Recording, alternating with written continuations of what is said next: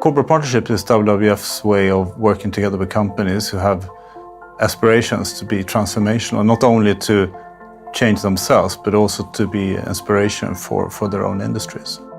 What we're trying to achieve and what we're hoping to achieve is that through these collaborations with companies, we're able together to achieve more than we could have done individually by working separately on these issues. So 1 + 1 becomes 3.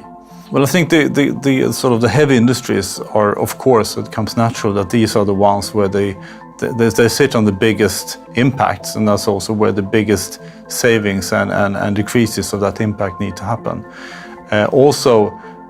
With the very complex supply chains and value chains, you also need to find ways of dealing with that between suppliers and also customers to make it happen. And I think that's a very tricky part, but if you're not able to crack that, you will not be able to achieve the very tough goals we have in front of us.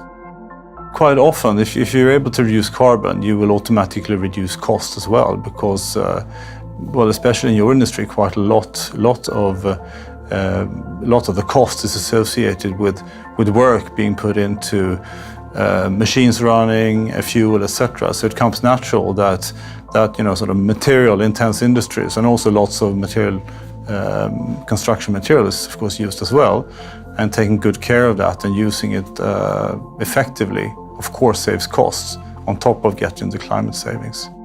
I think the construction industry has a lot to learn from looking into other industries.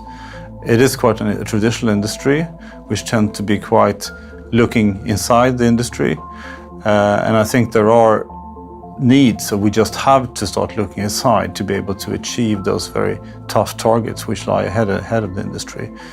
If you could make comparisons with other industries, like process industries, some of these industries would be bankrupt now if they allow themselves the same kind of material losses you'd find somewhere in the construction industry, for example.